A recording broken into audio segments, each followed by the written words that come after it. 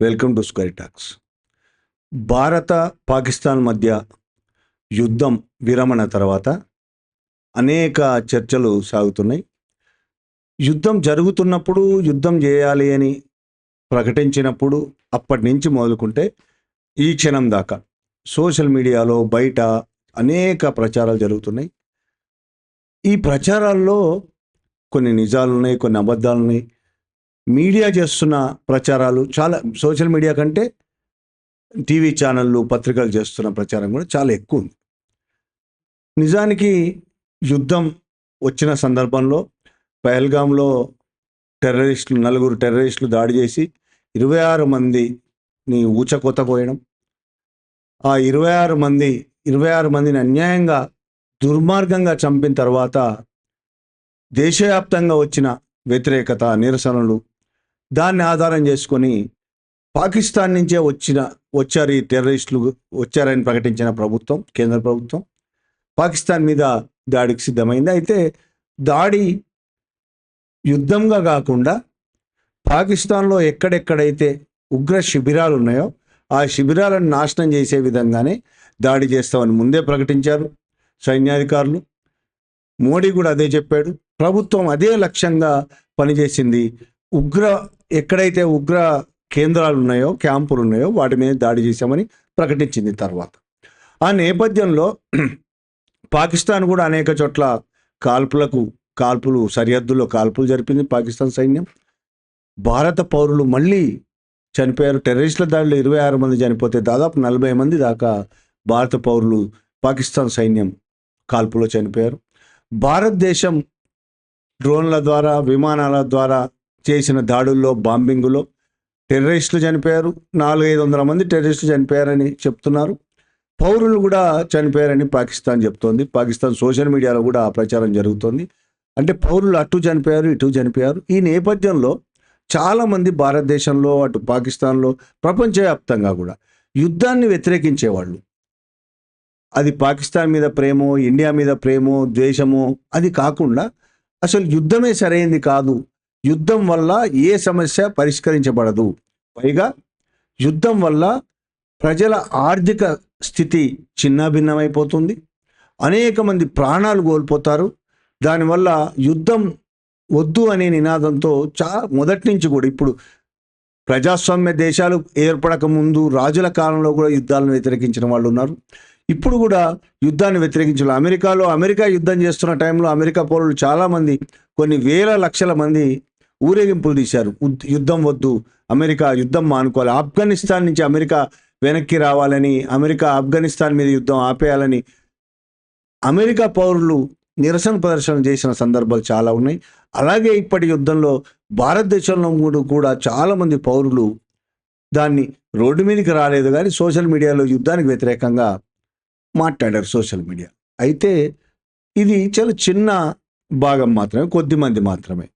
కానీ రోడ్డు మీదకి వచ్చిన వాళ్ళు, మీడియాల్లో కూడా పెద్ద ఎత్తున యుద్ధానికి మద్దతుగా, యుద్ధాన్ని సపోర్ట్ చేస్తూ మాట్లాడిన వాళ్ళు చాలామంది ఉన్నారు. అన్ని పార్టీలు, భారతదేశంలోని అన్ని రాజకీయ పక్షాలు, దాదాపు మెజారిటీ ప్రజా సంఘాలు యుద్ధాన్ని సపోర్ట్ చేసినాయి. పాకిస్తాన్ని నాశనం చేసి తీరవలసిందే అని బీజేపీతో సహా, ఆర్ఎస్ఎస్, బీజేపీతో సహా రైటిస్టులు అందరూ కోరుకున్నారు. చాలామంది మధ్యతరగతి ప్రజలు కూడా, మొత్తం పాకిస్తాన్ ఉన్న భారతదేశ సగటు పౌరులు కూడా అంటే దాడులు చేస్తోంది, ఉగ్రవాద దాడులు చేస్తోంది, భారతదేశ పౌరులను చంపేస్తుంది అన్యాయంగా, పాకిస్తాన్ను నాశనం చేయాల్సిందే, పాకిస్తాన్ పీఓకేని, పాక్ ఆక్రమిత కాశ్మీర్ని మనలో భారతదేశంలో కలిపేసుకోవాల్సిందే అని చాలామంది మాట్లాడారు. దీన్ని మాట్లాడడానికి కూడా నేపథ్యం ఉంది. మోడీ మాట్లాడినప్పుడు ఇంటింటికి వెళ్ళి కొడతామని, ప్రతి టెర్రరిస్టును, ప్రతి ఉగ్రవాదిని గురి చూసి చంపేస్తామని, ఉగ్రవాదులు లేకుండా చేస్తామని, కశ్మీర్లో అడుగు పెట్టడానికి కూడా సాహసించని పరిస్థితి తెస్తామని, పీఓకేని మనలో భారతదేశంలో మన దేశంలో కలుపుకోవడమే లక్ష్యంగా మనం పనిచేస్తామని చెప్పేసి మోడీ చాలాసార్లు చెప్పాడు. బీజేపీ చెప్తోంది, ఆ పార్టీ అభిమానులు చెప్తున్నారు. ఈ నేపథ్యంలో ప్రజలు కూడా చాలా తీవ్రంగా పీఓకేని ఆక్రమించాలని, ఆక్రమించడం అనే పదం అనలేదు వాళ్ళు, మన పిఓకేని మనం తీసుకోవాలని. అదేవిధంగా పాకిస్తాన్ మీద దాడి చేయాలని చాలా తీవ్రమైన డిమాండ్లు వచ్చినాయి దేశవ్యాప్తంగా. మీడియా అయితే యుద్ధం జరుగుతున్న టైంలో భారతదేశం ఎప్పుడైతే దాడికి వెళ్ళిందో, ఉగ్ర స్థావరాల మీద బాంబింగ్ చేసిందో, ఆ సమయంలో నేషనల్ మీడియా, ఇక్కడ చూసే తెలుగు మీడియా కూడా మిలిటరీ కంటే ఎక్కువ యుద్ధం చేసింది మీడియా. పాపం మిలిటరీ వాళ్ళు ఏం యుద్ధం చేశారో ఏం చేయలేదో క్లియర్గా మనకు తెలియదు, వాళ్ళ ప్రకటనలు మాత్రమే చూసాం. కానీ మీడియా యుద్ధం మాత్రం ప్రతి క్షణం, పొద్దున లేచింది మొదలు రాత్రి పడుకునేదాకా, పడుకోకపోతే 24 గంటలు కూడా చూసే అవకాశం కల్పించింది మీడియా. ఒక్కొక్క మీడియా ఒక్కొక్క పట్టణం మీద దాడి చేసింది.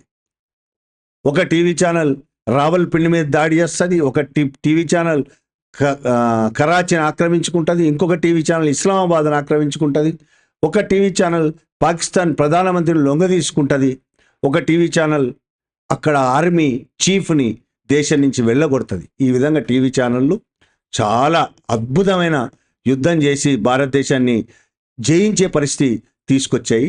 సైన్యం చేసింది తక్కువ, మీడియా ఛానళ్ళు చేసింది. ఇంకా చెప్పాలంటే ఇక్కడ కరాచీ బేకరీ మీద దాడి చేసి అద్భుతమైన యుద్ధ నైపుణ్యాన్ని ప్రదర్శించిన రైట్ వింగ్ వాళ్ళు కూడా నిజంగా చాలా గొప్ప పని చేశారు. కరాచీ మీద దాడి చేయలేకపోయినా హైదరాబాద్ నుంచి వెళ్ళి కరాచీ మీద దాడి చేయడం కష్టమని అనుకున్నారు. పాపం హిందువులదే అయిన కరాచీ బేకరీ మీద దాడి చేసి విధ్వంసం సృష్టించి అద్భుతమైన యుద్ధ నైపుణ్యం ప్రదర్శించారు. వీళ్ళందరినీ బార్డర్కి పంపించాల్సిన అవసరం ఉండే, పంపలేకపోయింది. ఎందుకో ప్రభుత్వం పంపలేదు, తప్పు పని చేసింది. అయితే ఆ తర్వాత యుద్ధం సడన్గా ఆగిపోయింది. అంతకు ముందు యుద్ధం వద్దన్న వాళ్లను దేశద్రోహులని విపరీతమైన ట్రోలింగ్ చేసిన, సోషల్ మీడియాలో ట్రోలింగ్ చేసిన వాళ్ళు, మీడియాలో మాట్లాడిన వాళ్ళు, రైట్ వింగ్ వాళ్ళు కావచ్చు, బీజేపీ నాయకులు మీడియాలో మాట్లాడారు, ట్రోలింగ్ చేశారు విపరీతంగా. ఎవరైతే యుద్ధం వద్దన్నారో వాళ్ళు దేశద్రోహులని, వాళ్ళందరూ పాకిస్తాన్ వెళ్ళిపోవాలని చాలా తీవ్రమైన దాడులు చేశారు. లేడీస్ మీద చేశారు, జెంట్స్ మీద చేశారు, బూతులు తిట్టారు. సోషల్ మీడియాలో పిఓడబ్ల్యూ సంధ్య, రమా సుందరి అనే వాళ్ళని చూశాను నేను, వాళ్ళ అకౌంట్స్ బూతులు తిట్టారు వాళ్ళు. అదేవిధంగా అసలు నరవణే మన ఒక సైన్యాధికారి భార్య మీద కూడా, నేను పాకిస్తాన్ని టెర్రరిస్ట్ దాడిలో చనిపోయిన అతని భార్య, నేను ముస్లింలను ద్వేషించడం లేదు, జమ్మూ కాశ్మీర్లో ముస్లింలను నేను వ్యతిరేకించడం లేదు అన్నందుకు ఆమెను కూడా బూతులు తిట్టారు సోషల్ మీడియాలో. అటువంటి వాళ్ళు, యుద్ధం వద్దన్నందుకు దాడులు చేసిన వాళ్ళు దిమ్మ తిరిగిపోయే విధంగా మోడీ పెద్ద షాక్ ఇచ్చాడు. వాళ్ళకే కాదు, దేశ ప్రజలందరికీ ఒక షాక్ ఇస్తూ కాల్పులు విరమణ అంటూ ప్రకటించాడు. యుద్ధం విరమించాడు పాకిస్తాన్తో. అటు పాకిస్తాన్ కూడా కాల్పుల విరమణ ప్రకటించింది. పాకిస్తాన్ సహజంగా కాల్పుల విరమణ ప్రకటించక తప్పని పరిస్థితి. పాకిస్తాన్ నిజంగా చెప్పాలంటే చాలా బలహీనమైన దేశం. మనతో భారతదేశంతో పోల్చుకుంటే చాలా బలహీనమైన దేశం. ఆర్థికంగా కావచ్చు, రాజకీయంగా కూడా బలహీనమైన దేశం. ఎప్పుడు గొడవలతో, ముఠా తగాదాలతో ఎప్పుడు అల్లకల్లోలంగా ఉంటుంది.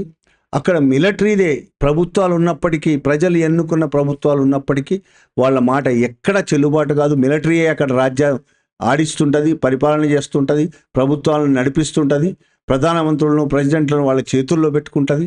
మిలిటరీ చెప్పినట్టు వాళ్ళు వినాల్సిన పరిస్థితి. ఆ విధమైన పరిస్థితుల్లో పేదరికంతో ఉండి తిండి కూడా సరిగ్గా లేని పరిస్థితుల్లో ఉన్న వాళ్ళకి యుద్ధం విరమించుకోవడం అనేది అవసరం. కానీ అప్పటికే ప్రచారం జరుగుతున్న విధంగా మీడియాలో కానీ సైన్యాధికారులు, సైన్యం ప్రతినిధులు ప్రెస్ మీట్లు పెట్టి చెప్తున్నది, ఎక్కడెక్కడ దాడులు చేసాం, ఏమేం చెప్పారు, రెగ్యులర్గా చెప్తున్న దాని ప్రకారం భారతదేశం పైచేయి సాధించి ఉంది. ఆ సమయంలో కాల్పుల విరమణ ప్రకటించారు. యుద్ధం వెనక్కి తీసుకున్నారు, యుద్ధం నుంచి విరమించుకున్నారు. ఇక్కడ ముఖ్యమైన విషయం ఏంటంటే, ఈ యుద్ధం నుంచి మన ప్రధాని మోడీ, పాకిస్తాన్ ప్రధాని ఇద్దరు మాట్లాడుకొని యుద్ధం విరమించుకుంటే ఒక లెక్క. అలా యుద్ధం విరమించుకుంటే మనం ఆలోచించవచ్చు, అరే పాకిస్తాన్ లొంగిపోయింది, వాళ్ళు నష్టపోయే పరిస్థితుల్లో ఉన్నారు కాబట్టి ప్రధానితో మాట్లాడి షరతులకు ఒప్పుకోవడం ఏమో జరిగింది అని ఒప్పుకోవచ్చు. కానీ యుద్ధం విరమించడం అమెరికా చెప్పడం వల్ల యుద్ధం విరమించింది. ముందు యుద్ధం విరమిస్తున్నట్టు కాల్పుల విరమణ ప్రకటించింది ఎవరయ్యా అంటే, కాల్చుకుంటున్నదేమో ఇండియా పాకిస్తాన్, చచ్చిపోతున్నది ఇండియా పాకిస్తాన్ సైన్యం, వీళ్ళని నడిపిస్తుంది ఇండియా పాకిస్తాన్ల ప్రభుత్వాలు. కానీ కాల్పుల విరమణ ప్రకటించింది అమెరికా ప్రెసిడెంట్ ట్రంప్. ముందు అమెరికా ప్రెసిడెంట్ ట్రంప్ ప్రకటించాడు, తర్వాత పాకిస్తాన్ ప్రధాని ప్రకటించాడు, తర్వాత భారత ప్రధాని మోడీ ప్రకటించారు. అసలు మన రెండు దేశాల వ్యవహారాల్లోకి మూడవ దేశం ఎట్లా వచ్చింది?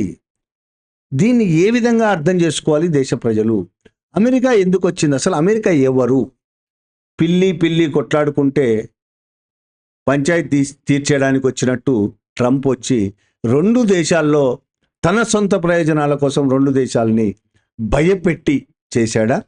ఎందుకు లొంగిపోయారు? పాకిస్తాను విరమించడంలో, వెనక్కి తగ్గడంలో అర్థం ఉంది.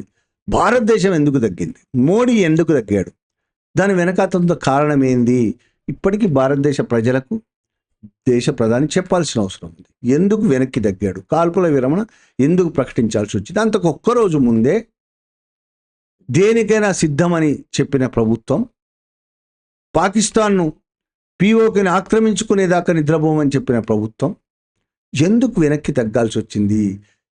ఎందుకు అమెరికా అధ్యక్షుడు ట్రంప్కు భయపడాల్సిన అవసరం వచ్చింది? చాలామంది ఆరోపణలు చేస్తున్నట్టు దీంట్లో అదాని ప్రయోజనాలు దాగున్నాయా? ఈవీఎంలో కుంభకోణం, ఆ ప్రచారం కూడా జరుగుతుంది. మనం ఖచ్చితంగా చెప్పలేం ఈవీఎం కుంభకోణం బయటపెడుతుంది ట్రంప్ ప్రభుత్వాన్ని భయపడ్డారా? అదాని ప్రయోజనాలు, మళ్ళీ అదాని ఎక్కడ అరెస్ట్ అవుతారో అమెరికా పాత కేసులో అనే భయపడ్డారా? అసలు ఏంటి దీని వెనక కారణం ఏంటి? ఈ రెండు కాకపోవచ్చు, కానప్పుడు ఏంటి? ఎందుకు ట్రంప్కి ఎందుకు భయపడాల్సి వచ్చింది? లేదు, భయపడడం కాదు, ట్రంప్ చెప్పినట్టు ఎందుకు వినాల్సి వచ్చింది? అది సరే, యుద్ధం విరమించారు. యుద్ధం కోసం ఎందుకోసమైతే చేశారో, ఏ లక్ష్యాలనైతే పెట్టుకున్నారో ఆ లక్ష్యాలు సాధించారా లేదా? భారత ప్రభుత్వం ఆ లక్ష్యాలను సాధించిందా? ఎవరైతే 4 టెర్రరిస్టులు పహల్గామ్లో 26 మందిని చంపారో ఆ 4 టెర్రరిస్టులను చంపేశారా? ఆ 4 టెర్రరిస్టుల పేర్లేంటి? వాళ్ళు దొరికారా? ఈ యుద్ధంలో వాళ్ళు ఏమయ్యారు? దానికి ఆ ప్రశ్నకు జవాబు ఇచ్చిందా? ఇచ్చే పరిస్థితి ఉందా? మొత్తం టెర్రరిజాన్ని అంతం చేస్తాం, ఒక్క టెర్రరిస్టు లేకుండా చేస్తామని ప్రారంభించిన మోడీ ఇవాళ టెర్రరిస్టులు ఒక్కరూ లేరు. పాకిస్తాన్లో ఇప్పుడు ఒక్క టెర్రరిస్టు కూడా లేరు. రేపు కాశ్మీర్కు రేపటి నుంచి ఎటువంటి ప్రమాదము లేదు, ఎటువంటి టెర్రరిస్ట్ దాడులు జరగవు అని మోడీ స్పష్టంగా చెప్పగలడా? చెప్పే పొజిషన్ ఉందా యుద్ధం తర్వాత? ఆ విధంగా చెప్పలేక, ఆ టెర్రరిస్టుల గురించి ఇప్పటివరకు ప్రకటించలేక యుద్ధం ఆపడం ఎందుకు జరిగింది మరి?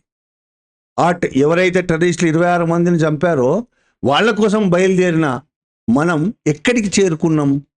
చుట్టూ తిరిగి మళ్ళీ పాత ప్లేస్కే చేరుకున్నామా? దీనిలో వెనకాతలున్నా అది కుట్రనా? ఇంకేమైనా ఎవరి ప్రయోజనాలు? మన భారతదేశ ప్రయోజనాలా? పాకిస్తాన్ ప్రయోజనాలా?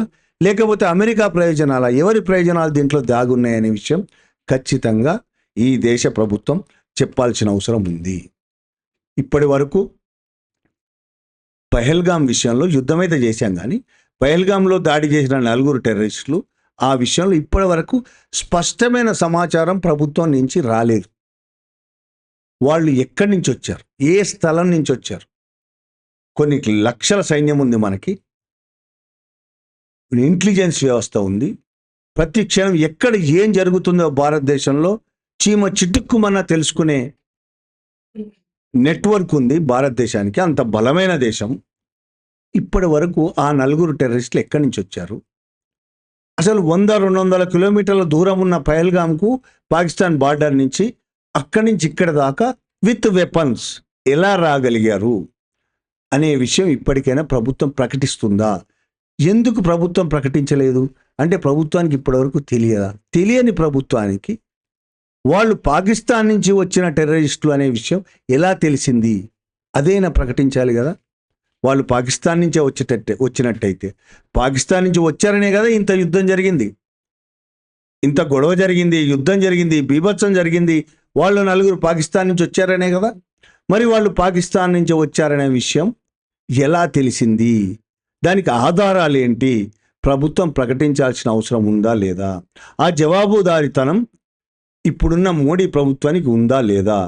ఈ దేశ పౌరులకి, నీకు మోడీకి ఓట్లేసి గెలిపించిన దేశ పౌరులకి ఆ సమాచారాన్ని తెలుసుకునే హక్కు ఉందా లేదా? ఆ విధంగా మోడీ ఎందుకు చేయటం లేదు? అది ఖచ్చితంగా ఒకవైపు యుద్ధం ఎందుకు ఆపేశాడనేది $1,00,000 ప్రశ్న అయితే, యుద్ధం ఎందుకోసమైతే చేశారో ఆ టెర్రరిస్టులకు సంబంధించి కూడా అనేక ప్రశ్నలు వస్తున్నాయి. ఇప్పుడు ఖచ్చితంగా వస్తాయి. ఎవరో నీకు ఇక్కడ కూర్చున్న రమణనో లేకపోతే ఇంకొకళ్ళు ఇవాళ ఒక పెద్ద ఆర్టికల్ వచ్చింది నమస్తే తెలంగాణ చెల్ల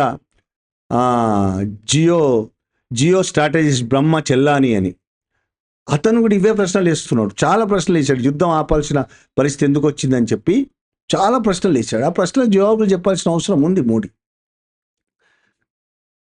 బైసన్ మైదానంలో టెర్రరిస్టులు దాడి చేయాలి. మళ్ళీ మొదటికి వద్దాం. యుద్ధం ఎందుకు జరిగింది అనేది. బైసన్ మైదానంలో టెర్రరిస్టులు దాడి జరిగింది. అసలు బైసన్ మైదానము ఓపెన్ చేయలేదు. చాలా కాలంగా బైసన్ మైదానం ఓపెన్ చేసి లేదు. సడన్గా అప్పుడు ఎందుకు ఓపెన్ చేశారు? ఓపెన్ చేసిన విషయం ప్రభుత్వానికి ఎందుకు తెలియదు? ప్రభుత్వానికి తెలియకుండానే బైసన్ మైదానం దాడులు జరుగుతాయని ఇంటెలిజెన్స్ రిపోర్ట్ ఉన్నప్పటికీ బైసన్ మైదానం ఎందుకు ఓపెన్ చేశారు? ప్రభుత్వానికి తెలియకుండా ఓపెన్ చేసింది ఎవరు? ఆ విషయమైనా ఇప్పటివరకు బయట పెట్టారా? ఎందుకు బయట పెట్టలేదు? ఇట్లాంటి ప్రశ్నలకు చాలా జవాబు ఇవ్వాల్సిన అవసరం ఉంది. ఇక్కడ దాడి జరగడానికి కావాల్సిన సెక్యూరిటీ విఫలమైందా? ఇంటెలిజెన్స్ విఫలమైందా? ఈ ప్రశ్నలకు కూడా ఇప్పటివరకు యుద్ధమే జవాబు కాదు. ఈ ప్రశ్నలకు జవాబు చెప్పాల్సిన బాధ్యత పడాల్సిన, జవాబుదారీ ఉండాల్సిన అవసరం మోడీ ప్రభుత్వానికి ఉందా లేదా? అది ఖచ్చితంగా ఇప్పటికైనా జవాబు చెప్పాల్సిన అవసరం ఉంది. అదేవిధంగా మళ్ళీ యుద్ధం విషయానికి వస్తే ఆ వాటికైతే ఇప్పటివరకు జవాబులు రాలేదు. మనకు యుద్ధం వచ్చింది. ఓకే, యుద్ధాన్ని కూడా భారత ప్రజలందరూ సమర్థించారు. మెజారిటీ ప్రజలు యుద్ధాన్ని సమర్థించారు. ఇక్కడే కాదు, ప్రపంచంలో ఎక్కడ యుద్ధం వచ్చినా ప్రజలు యుద్ధానికి అనుగుణంగా తమ దేశభక్తి విపరీతంగా పెరుగుతుంది, జాతీయవాదం పెరుగుతుంది. యుద్ధాని కోసం యుద్ధం చేస్తున్న ప్రభుత్వానికి మద్దతు తెలుపుతారు. సహజం, అది ఏ దేశంలో అయినా. అందులో కూడా వ్యతిరేకించే వాళ్ళు కూడా ఉంటారు. యుద్ధాన్ని వ్యతిరేకించే వాళ్ళు అంటే దేశం వ్యతిరేకించే వాళ్ళు కాదు, దేశద్రోహులు కాదు వాళ్ళు.